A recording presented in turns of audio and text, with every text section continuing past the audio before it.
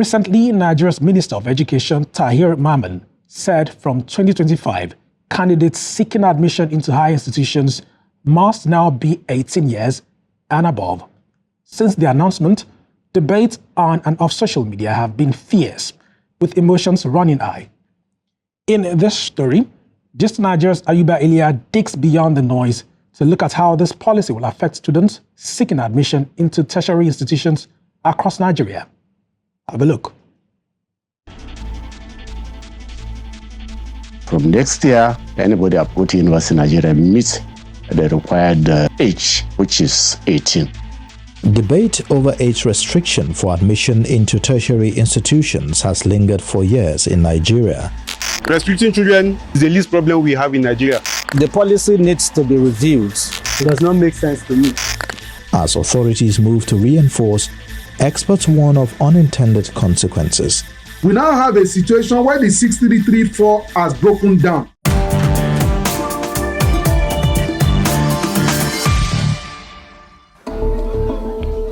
From 6334 to 1934, Nigeria's education policy has been renamed several times to reflect the country's educational goals. However, implementation remains a major challenge. At 15, Abimbola Kolaole is in her final year of high school. In a few months, she will be sitting for the Unified Tertiary Matriculation Examination to qualify for admission into the university. If she fails, Abimbola will have to wait till she turns 18 to be eligible to rewrite the exam, as age restriction takes effect next session. That 3 years I will spend in the house, a lot of things I've learned in school, I would have forgotten it. So going into the university, it will be hard for me to catch up. Abimbola isn't alone. Many parents and students are apprehensive after Tahir Mamman, Nigeria's Minister of Education, moved to reinforce age restriction for entry into tertiary institutions across the country. The minister says breaching the educational policy compromises quality and exposes minors to undue social pressure on campuses. If you compute the number of years learners are supposed to be in school, the number you end up with is 17 and a half. But in spite of the national education policy, starting tertiary education early is common for many Nigerian students. Emmanuel Oyekon's 3 children enrolled into university before their 17th birthdays. They start for difficult entrance at the age of 7, 8. They enter into the secondary school. And to God be the glory, in the secondary school, they didn't write, none of them wrote the WAEC twice. None of them wrote the JAMB twice. Emmanuel Oyekon's experience isn't always the norm for most parents. In 1992, 12-year-old math prodigy Abiodun Abari was denied admission into university due to his perceived immaturity. His mother made an impassioned plea that got the approval of the then Minister of Education and first Professor of Education in Nigeria, Babs Fafunwa. A few years into his studies, Abiodun was reported to have joined a cult group on campus and was murdered by rival cult members. He was living in a hostel known as Sheraton Hostel in Vaux, Okoko, Ojo, where our school was located. He was living in that place, and that place was reputed to be the headline of a particular confraternity in Lagos State University. And so, before we knew it, he was recruited. Yes, there are some cases where young persons seem to fall prey to issues that go on campuses, maybe the younger population. But we also know that there are also some young persons that have done so well. The social context in which university environment provides requires that a child is a bit mature, and where universities don't have platforms to deal with underage children who are exceptionally talented, then it becomes something that is worrisome, and parents should also take that type of perspective very seriously.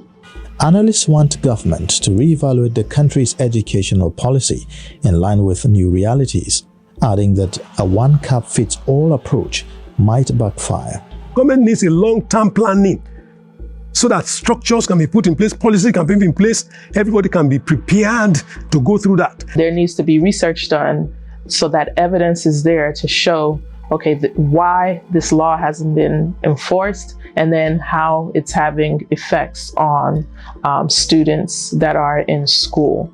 We really have not looked at even the content of the curriculum to say, okay, is it even functional? Is it helping in terms of advancing the skills we want to see?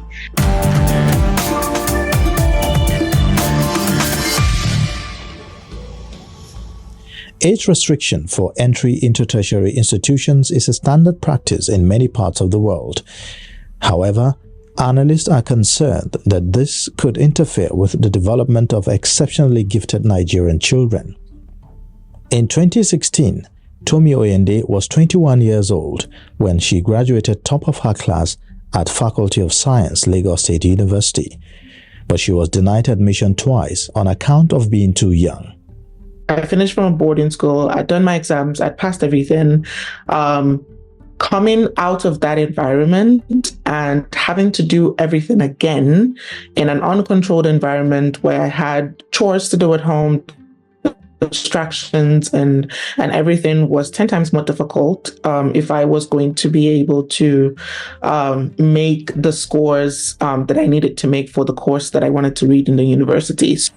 Analysts say the inability of the education policy to identify and harness talent is indicative of a failure in the system. This isn't a new policy, but because the implementation has been not stable, we're not able to identify these gifted students and then also create programs for these gifted students. In the formal university system, there's no structure in place to see how those can be supported, so that they don't lose out in the context of their age and talent ratio. That's why I keep saying universities must have child safeguarding and protection system codified into policy, broken down into processes on which everybody whom children come in contact with are trained. There's a reason why children get into certain classes at certain ages, but we also have to be able to account not just for children that are lagging behind, which is something we are more familiar with in this climate. So we always know when a child is lagging behind, but we also have children that are gifted. With an already high number of out-of-school children, there are concerns that Nigeria could lose more children to vices, early marriages, and other distractions.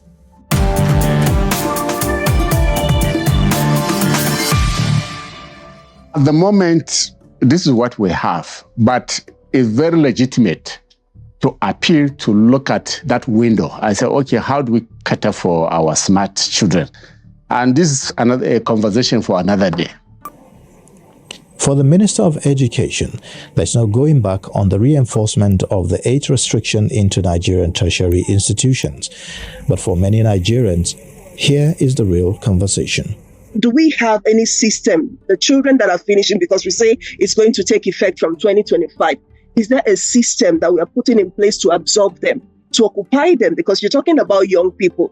For example, in different countries, we see that they have opportunities for students to have dual enrollment, where you can be in senior secondary, earning college credits. If you have a child that is 15, 16, 17, that falls below the threshold that government is talking about, that child can go through JUPEB, that is the Joint University Preliminary Examination Board, spend 2 years, and then go into the university to do A-levels. You can do IJMB, you can do an international baccalaureate. Millions of applicants like Abimbola are eagerly looking forward to enroll for higher education despite being underaged, but government doesn't seem interested in backing down. However, experts are unanimous in their call for wider consultations to ensure the gates remain open for gifted Nigerian students whose geniuses they believe can contribute meaningfully to national development. Ayuba, Iliya, Gist, Nigeria. Well, interesting conversation there. Now, what do you think about the reinforcement of age limits for admission into higher institutions in Nigeria? Share your thoughts with us on X at Just Nigeria TV. We'd like to hear from you.